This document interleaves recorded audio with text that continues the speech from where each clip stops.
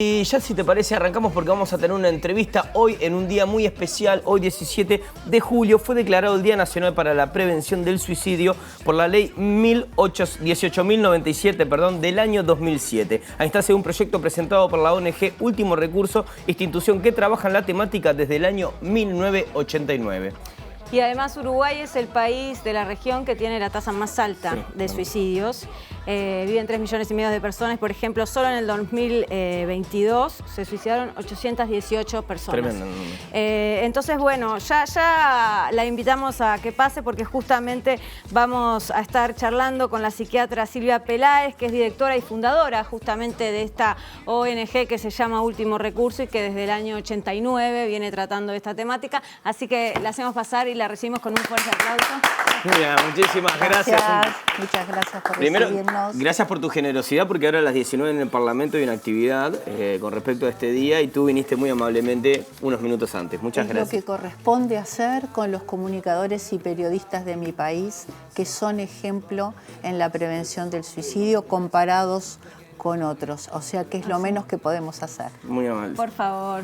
Bueno, Silvia, primero, ¿cómo es muy interesante la historia de cómo arranca Último Recurso, esta organización que, bueno, hace ya un montón de años que trabaja en la prevención, en la investigación, que capacita, etcétera. En la posvención, que es las actividades que se hacen cuando lamentablemente estuvo el suceso.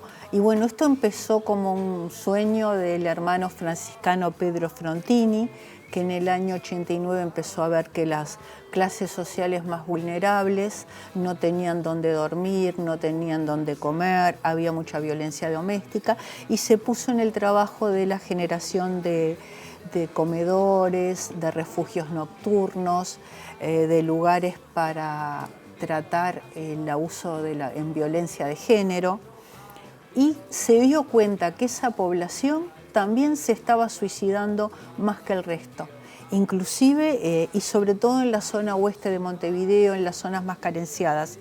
Ese diagnóstico que hizo el hermano Pedro fue después comprobado por estudios científicos de docentes, por ejemplo el doctor Viñolo de la Facultad de Medicina, pero Pedro con su intuición, con su conexión con el otro lo había captado, entonces me llamó para que hiciéramos la parte técnico-profesional de la que fuera la primera línea de prevención del suicidio del país. ¿Y por qué te eligió a ti? Que esa historia es interesante también. Él se enteró que yo me había recibido de psiquiatra, le llegó a él como quien llega una carta dentro de una botella en el mar y alguien la recoge. Bueno, mi monografía final para recibirme de psiquiatra se llamaba Porque todos merecemos otra oportunidad, profilaxis del suicidio y del intento. Inclusive hice una investigación, fui a conocer centros telefónicos, por ejemplo el CBB de Valorización de la Vida de San Pablo, entre otros, y bueno, y presenté, que fue lo que me ayudó a terminar el título, ese proyecto que llegó a manos de él de casualidad, y bueno, se juntaron los deseos de ambos y trabajamos juntos muy bien hasta el día que él partió físicamente. Y ahora seguís tú. Pero nosotros seguimos con esto y hemos tenido voluntarios de todo tipo y ayudantes y nunca a nadie se le preguntó su fe religiosa. Siempre se tuvo en cuenta el deseo de ayudar con responsabilidad. Excelente, Silvia. Si nos contás cómo es el trabajo que ha llevado durante todos estos años y actualmente Último Recurso. Mira, la primera parte, esto es una cosa constructivista. ¿Por qué? Porque se va adecuando a las circunstancias.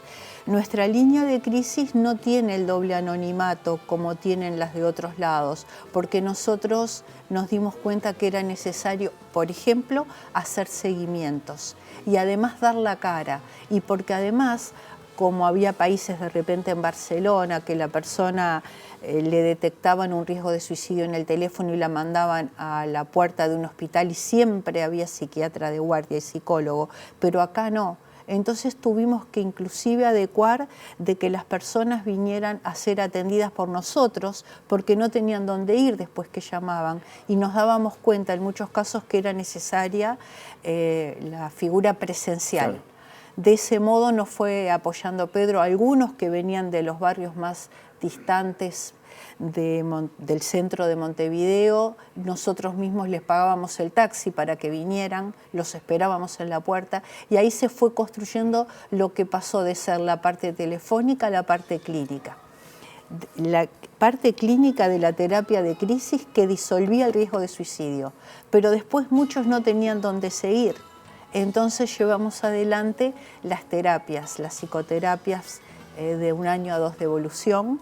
Y bueno, y todo eso se implementó en los primeros planes de prevención que tuvimos, que el primero, bueno, fue en el Cerro en el 2004, en la zona oeste de Montevideo, y que después fue replicado en algunos otros departamentos. Ahora, al no tener más la línea, nos dedicamos más a la investigación, al asesoramiento, a las supervisiones, y siempre trabajamos también en posvención, que es la palabra acuñada por el que fuera el padre de la suicidología, Edwin Schneidman, que llamó posvención a la prevención a posteriori, que necesita toda una especialización y un trabajo de duelo diferente al duelo común. Y en todo ese trabajo es que impulsamos la Ley Día Nacional para la Prevención del Suicidio, que hoy nos encuentra acá reunidos. Exactamente. Silvia, el suicidio es multicausal, ¿no? Exacto. Pero ¿por qué Uruguay tiene esas tasas tan altas de suicidio, si miramos la región? ¿Se sabe por qué? Mira, hay algunas hipótesis. Tenemos tasas altas porque el registro de muerte es correctamente hecho acá. Las muertes violentas, como es el suicidio, el homicidio o el accidente, los tiene que firmar un médico forense. Por lo tanto, no sucede como en otros lugares que se le pide al médico por los tabúes que ponga, por ejemplo, otra cosa. Claro. Entonces eso nos da las cifras adecuadas, pero no nos podemos quedar con eso, porque que de 3 a 4 uruguayos se suiciden por día no es... igual habla de una cifra alta. Si tú me permitís una hipótesis, yo te diría que tienen que haber planes de prevención con políticas de Estado, que en los lugares que nosotros aplicamos planes de prevención, teniendo en cuenta la palabra del habitante, porque para nosotros los pobladores son coautores de los proyectos. Los planes fueron exitosos, entonces pienso que se debe hacer eso, y cuando se haga eso las cifras van a bajar. ¿Y por qué te digo esto? Porque por la pandemia empezaron a subir en todo el mundo, pero enseguida empezaron a bajar en los países que aplican planes y prevención, que no lo dejan como una cosa azarosa del destino.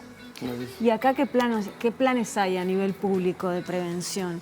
Porque sé que hay una línea en ACE, pero en realidad eso es más como de rescate del momento. Bueno, digamos. Es una línea que viene a ser subsidiaria, por decir así, o heredera de la nuestra. Sí. Yo no sé si ellos hacen algo más, porque nosotros no trabajamos en la formación de esa línea, si hacen algo más que la llamada telefónica o brindan otro servicio.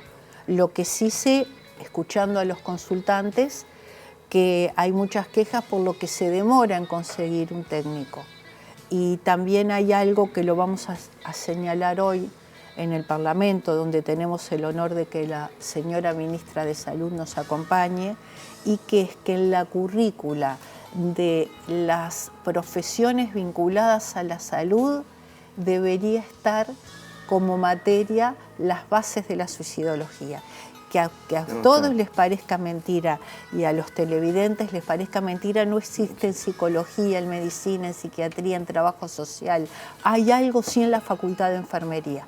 Es básico eso, que los profesionales tengamos formación en ese tema y que salgamos de la universidad con eso, no repitiendo los mismos mitos que repite la población general, como todos lo hemos hecho. Claro.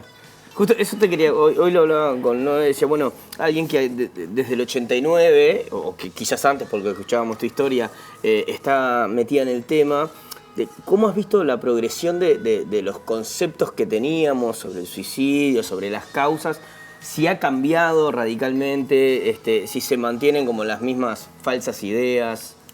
Ha mejorado mucho, el tema salió de abajo de la alfombra, de hecho estamos en una nota de prensa, como lo recomienda la Organización Mundial de la Salud, hablando en forma constructiva, no creyéndonos que no se debe hablar en la prensa, por ejemplo.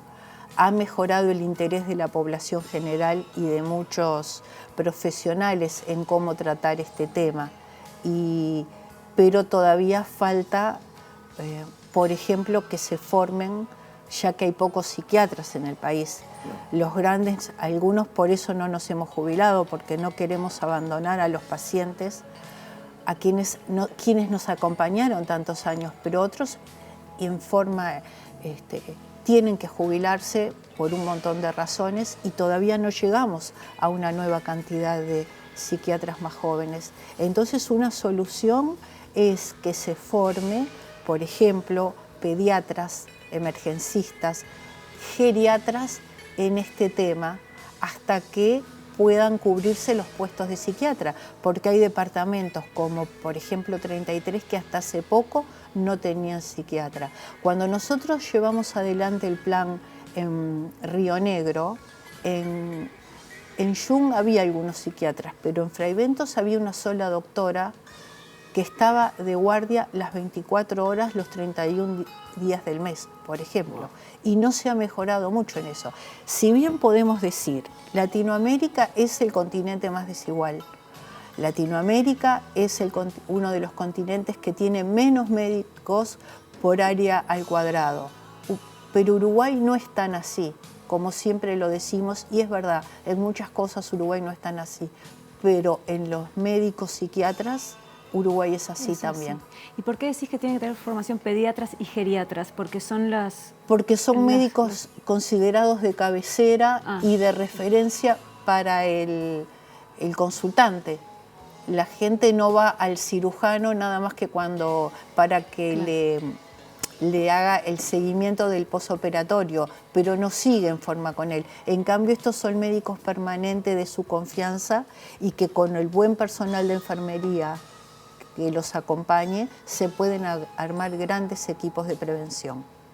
Y desde nosotros, desde la sociedad, estar atentos, no tener miedo en preguntar. ¿Se puede percibir algo? ¿Uno puede darse cuenta? ¿Cuáles serían esas cosas que uno puede percibir y decir, bueno, vamos a ver qué está pasando, no sé, escuchar? No. Mira, es inevitable darse cuenta cuando alguien hizo un intento de suicidio. El intento de suicidio es el previsor más fuerte aquí y en cualquier parte del mundo de un futuro suicidio. O sea, esas personas tienen que estar en atención especializada inmediatamente. Pero vamos a tratar de no llegar a eso. Vamos a darnos cuenta antes. Cuando la persona cambia sus hábitos, cuando era una persona muy prolija y se presenta desalineada, no la persona que es más bohemia de repente, ¿no? Empieza a faltar a los lugares habituales, se encierra en sí misma, aumenta el consumo de drogas y sustancias como el alcohol, que son sustancias adictivas, e inclusive manifiesta que se quiere matar. Pero aunque no lo haya manifestado verbalmente, le podemos preguntar, te veo mal, te veo triste. ¿Por casualidad vos pensaste en sacarte la vida? Eso lo podemos llevar todo en nuestro botiquín de prevención del suicidio. Esa pregunta. Y a partir de ahí, o la respuesta es no te preocupes, o la respuesta es sí. Y bueno, y entonces ahí tomaremos otras medidas, como o llamar a la línea de ACE a consultar qué hacemos, o acompañarlo a un profesional de la salud. Se debe preguntar, ¿pensaste cuándo? ¿Pensaste cómo? Muchas veces es una idea vaga, pero cuando la persona tiene armado el plan, hay que actuar lo antes posible. Y bueno, y obviamente la pregunta humana, ¿por qué? Es lo primero que eso nos sale, no precisa hacer ningún curso. Y siempre tomar en serio lo que nos dicen. A nosotros, cuando teníamos la línea, nos llamó una abuela muy grande que se quería matar porque se había muerto la perrita, que era viejita. Eso para ella era el mundo. Claro. representaba la historia con su esposo, ella era viuda, era su compañía. Entonces, a veces hay razones que la gente dice, entiendo que tal persona con lo que le pasó se quiera matar, pero tal otra, ¿no? Marilyn Monroe, que era tan grandiosa, qué locura que se matara, por ejemplo. Bueno, esta abuela había perdido y hay que respetar y ponerse en los zapatos del dolor de los demás. Clarísimo, sí. Como decía el padre Perico, ¿no? Que lo estuvimos nombrando ahora fuera de cámara. Sí. Todo es según el color del dolor con que se mira. Sí. Excelente. Tal cual. Silvia, nos avisan que, bueno, que nada, muchísimas gracias Tenemos por... Que el tiempo es por tirano. Sí, sí, no, y además tú que también tienes que ir, así que agradecerte Cómo no, estos por minutos, favor. siempre un Y placer. el que guste estar a las 7 de la tarde en la antesala, en el Parlamento, entrando por General Flores, será más que bienvenido. Que ahí se Perfecto. va a profundizar mucho más sobre este tema. Exactamente. Muchísimas Muy amable, gracias. Silvia, muchas gracias, De verdad, un placer.